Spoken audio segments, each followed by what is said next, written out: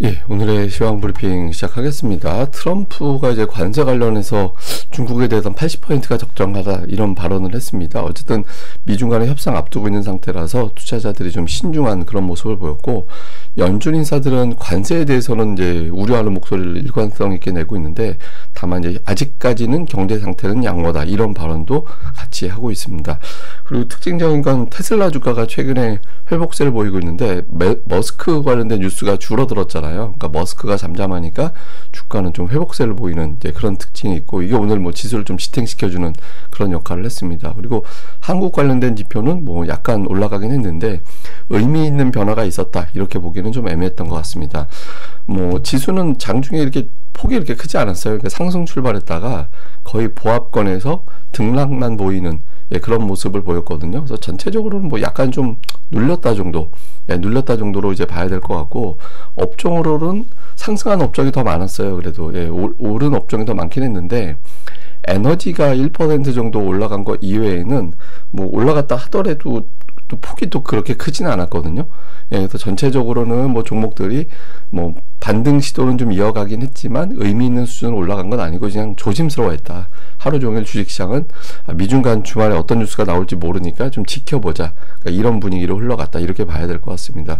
뭐 주요 이슈들을 보면 트럼프가 또 관련된 발언을 막 쏟아내고 있죠. 그러니까 중국 관련해서 80% 관세가 적절한 것 같다고 또 이렇게 이야기를 하면서 중국 개방해라, 그러니까 개방을 하면 중국에도 득이 될 거야, 뭐 이렇게 이제 이야기를 했거든요.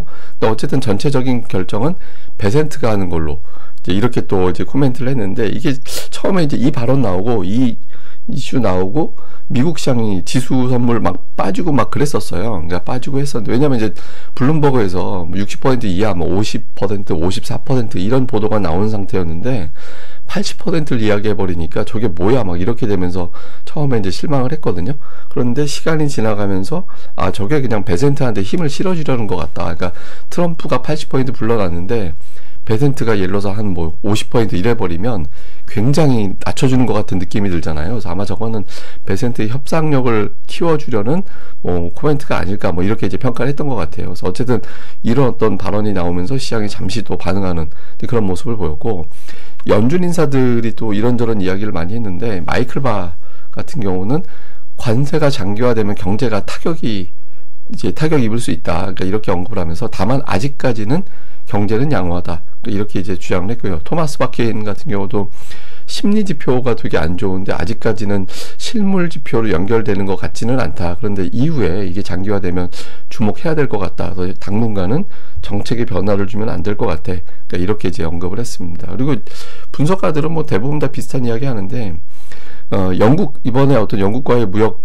합의 관련된 내용이 공개가 됐잖아요. 그래서 이게 실제로 영국이 엄청난 비중을 차지하는 국가는 아니라서 미국 교역 입장에서 보면, 그래서 규모가 크지 않은데 그렇지만 사례로는 나름은 중요할 것 같다. 만약에 이것을 시작으로 추가적인 다른 나라들의 어떤 합의가 이어지게 나온다면 주식시장이 이제 강세로 조금 더 올라갈 수 있는 그런 여지가 있다. 이렇게 이제 설명하기도 했습니다. 근데 어쨌든 관세 관련된 뉴스들이 많이 나왔기 때문에 이 부분이 되게 중요하잖아요. 근데 하루 전에 이제 블룸버그 보도에서는 중국에 대한 관세 60% 이하를 검토하고 있고, 빠르면 다음 주에 바로 내려갈 수도 있다, 이런 어떤 보도를 했고, 그러면서 미국이 뭘 얻으려고 하느냐, 미국의 어떤 그 희망은 히토류 수출 제한을 해제하는 거, 이번 협상을 통해서 히토류 수출 제한을 해제하는 거를 얻어내려는 것이 이번에 어떤 목표 중에 하나인 것 같다, 그러니까 이런 추정을 보도를 했습니다. 근데 어쨌든 결과적으로는 이번에는 이제 탐색을 좀 하고 서로 너 때문에 이게 불만이었어 이렇게 서로 불만을 표출하는 자리라서 바로 결과가 나올지는 불투명하다, 그러니까 이런 식의 어떤 보도가 나왔어요. 근데 시장에서는 뭐 결과 나올지 잘 모르겠는데 이전보다는 60% 이하 히토류 뭐 이런 쪽에 또 더 집중을 하긴 했죠. 그 다음에 이제 뭐 관세 협상 관련된 분석가들 이야기는 양측의 이해관계가 달라서 변수가 너무 많다, 더 쉽지 않을 것 같아, 이렇게 이제 주장을 하고 있고, 또 최선의 합의, 이번에 어떤 최선의 결과라면 합의를 위한 노력을 했다, 그러면서 양쪽에서 조그마한 어떤 결과물이라도 내놓으면 가장 베스트, 근데 가장 워스트는 협상 자체가 결렬되면서 트럼프가 막 중국에 대해서 욕을 하는 그런 발언이 나오게 되면 최악이다. 이 둘 중에 이제 어느 쪽으로 갈지 좀 봐야 될 것 같다. 이렇게 이제 주장을 했습니다. 그리고 다른 나라들 뭐 이제 이야기들도 나오고, 근데 인도가 이제 미국에 제안을 했다라는 거예요. 지금 미국하고 이제 미국에 부과하는 관세 또 인도에 부과하는 관세가 격차가 한 13% 정도 벌어져 있는데, 이걸 4% 미만으로 줄이겠다. 그러니까 거의 10%포인트 정도 낮추는 거잖아요. 그래서 이렇게 줄일 테니 우리하고 협상하자, 뭐 이렇게 제안을 했다라는 건데, 지금 시장에서는 그 영국 다음으로 인도 또는 일본을 주시하고 있거든요. 그래서 아마 뉴스 나오는 거 봐서는 뭐 인도 쪽으로 다음 뉴스가 나오는 건가, 이렇게 또 추정이 되는 것 같습니다. 근데 이런 가운데 이제 미국 기업들에 대한 실적 추정치 하향이 계속 이제 나타나고 있는데, 다만 이제 이게 뭐 원래 이제 연초에 강하게 기대를 했다가 뭐 이맘때 되면 좀 추정치가 이렇게 올라가진 않아요. 자, 좀처럼 그냥 올라가진 않거든요. 이제 연간 보면 연초에 우리가 너무 높게 잡았나? 뭐 이렇게 되면서 조금 하향되는 그런 움직임이 있긴 했는데, 지금 또 시국이라 예, 그 미국 기업들에 대한 실적 추정치가 이거보다 더 가파르게 하향될지도 몰라, 이런 어떤 우려가 좀 있거든요. 그러니까 아직까지는 대폭 하향하지는 않고 있어요. 그러니까 대폭 이제 하향하고 있지는 않은데, 향후에 이거보다 이제 관세 협상이 완전히 쭉 초장기화되면서 여기에 따른 어떤 여파가 이어지고 소비 위축까지 해석이 되고 글로벌 성장 둔화, 이게 이제 현실화 된다라고 하면 이게 뚝 떨어질 수도 있겠죠. 그래서 기업 실적 전망치가 하향되지 않았기 때문에, 하향되는 것이 완전히 멈췄다라고 보기는 어렵기 때문에 이제 반등의 폭도 제한적이다, 이런 주장도 일부에서는 나오고 있고요. 그다음에 오른쪽 차트는 뭐냐면, 그 월가에서 생각하는 올해 이제 예를 들어서 급여 뭐 이런 것들이 올라갈까요, 내려갈까요 하면서 각 분야별로 뭐 이제 주식, 뭐 채권, 뭐 펀드 매니저들, 하여튼 뭐 등등의 어떤 여러 가지 어떤 직분들이 있을 거잖아요. 여기서 그러니까 이런 사람들한테, 월가에 근무하는 사람들한테 올해 돈 수익 좀 올라갈 것 같아요 라고 물어봤는데, 새 업종 빼놓고 전부 다 올해 좀 작년보다 수익이 떨어질 것 같다. 그러니까 관세, 그 다음에 경제, 이런 상황 관련해서 올해 수익이 좀 줄어들 것 같아, 이런 주장을 좀 하고 있다라는 거예요. 그래서 전체적으로 경제에 대한 기대치가 상당히 낮아져 있구나라는 점을 확인해 주는 거죠. 그래서 트럼프, 다 이게 이유를 생각해 보면 전부 다 트럼프 탓이라고 할 거잖아요. 그래서 이런 점이 좀 진정이 돼 줘야 되기 때문에, 이제 트럼프가 주식을 매수해라, 내가 주식 시장 올려줄게, 막 이런 취지의 이야기를 뭐 계속해서 하고 있는 게 아닌가, 이렇게도 보여지는 것 같습니다. 예, 그리고 특징적으로는 대형주 쪽은 뭐 거의 의미 있는 변화는 없었는데, 테슬라가 좀 튀게 많이 올라갔죠. 로보택시 기대감 이런 것들 때문에 좀 많이 올라간 게 있었고, 그 다음에 1911을 비롯한 제약주들 같은 경우는 약간이나 이슈 때문에 이번 주 들어서는 계속해서 좀 고전하는 그런 모습을 보였고요.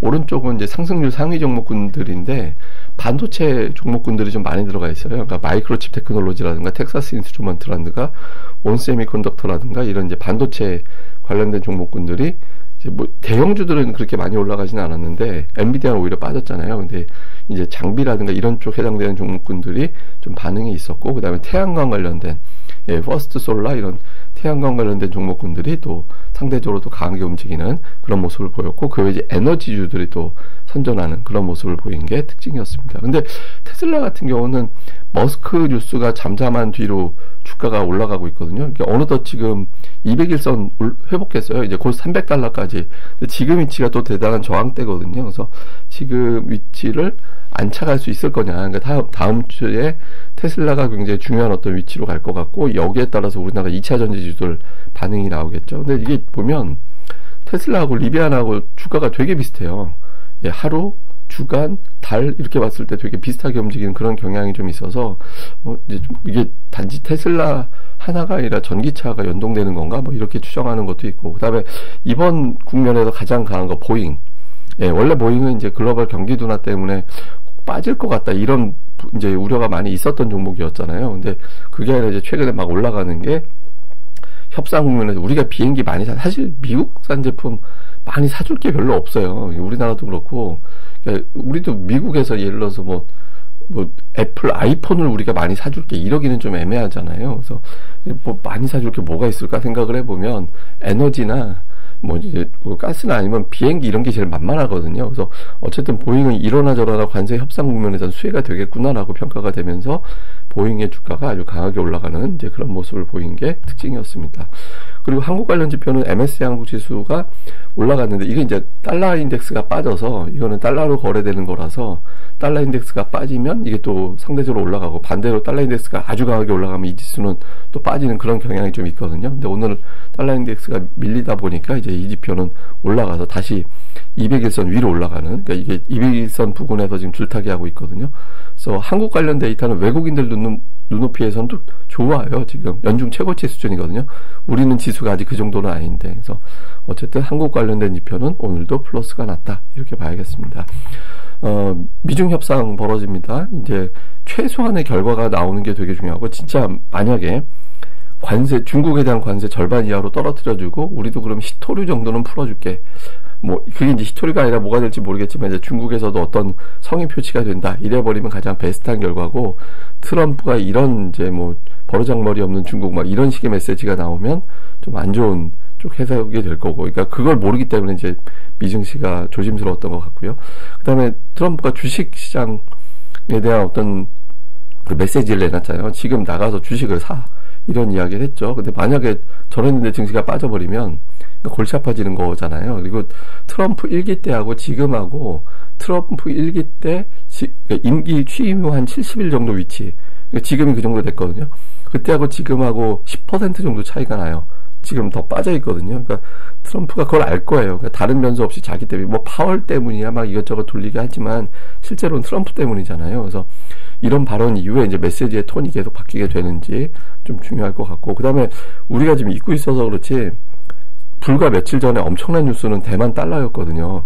대만 달러 가치 상승, 그러니까 환율 급락, 이건데 갑자기 뉴스가 없어졌어요. 그래서 근데 이게 완전히 끝난 걸까? 이제 좀 지켜봐야 될 것 같거든요. 그래서 좀 향후에 환율의 움직임, 우리나라도 같이 좀 봐야 되는 거라서 좀 체크해 볼 필요가 있고, 그 다음에 이것과 맞물려서 외국인들의 추가적인 매수 환경이 계속 되느냐, 그러니까 금리 안정되고 달러가 안정되고 이래버리면 외국인들이 매수할만 한데, 그리고 협상도 진행 중이잖아, 이렇게 될 수 있거든요. 그래서 다음 주에 5일 중에서 3일 정도 매수하는 조건, 미중 간의 어떤 협상 어떻게 되는지, 이게 되게 중요한 변수라서 계속해서 체크를 해봐야 될 것 같습니다. 근데 이게 미국도 상황이 만만치 않거든요. 그러니까 IMF에서 생각하기에 이게 경제 관세 협상 때문에, 이 무역 전쟁 때문에 가장 타격을 많이 받는 나라가 어딜까? 이게 의외로 중국이 아니라 미국이에요. 미국. 그러니까 미국이 제일 큰 타격을 받을 것 같아, 이렇게 보고 있거든요. 그러니까 이게 뭐 하는 짓인지. 근데 이제 대신 타격을 받아도 미국은 빨리 회복할 수는 있을 거예요. 그러니까 돈을 찍어낼 수 있는, 기축통화를 찍어낼 수 있는 나라라서.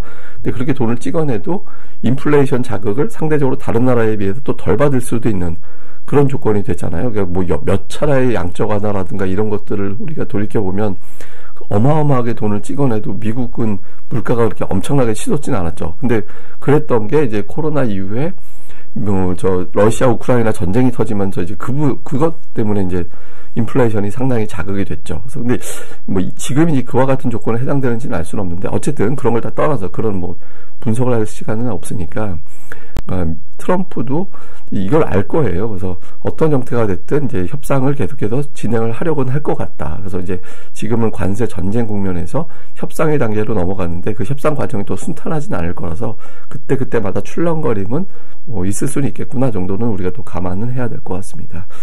예, 또 이번 주말도 잘 보내시고요. 저는 다음에 뵙겠습니다. 이 방송 구독하기와 좋아요까지 좀 많이 부탁드립니다. 감사합니다.